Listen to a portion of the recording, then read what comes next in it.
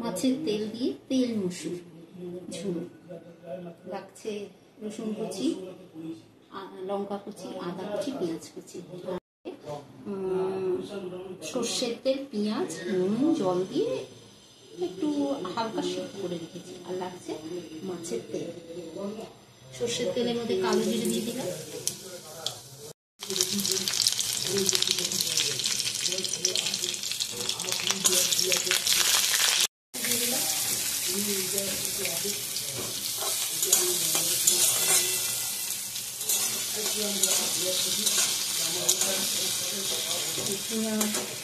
রসুন, আদা এগুলোকে ভালো করে ভাজা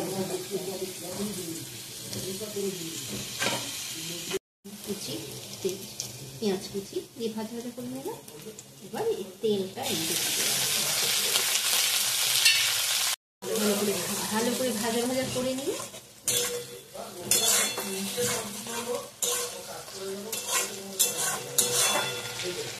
হলুদ দিয়ে দিলাম,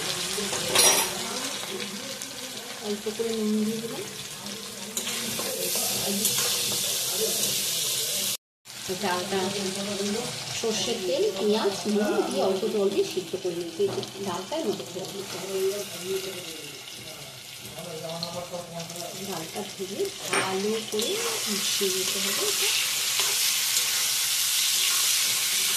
তৈরি হয়ে গেল আমার তেল মসুর ঝোল। এবার নামিয়ে গেল তেল মসুর ঝোল।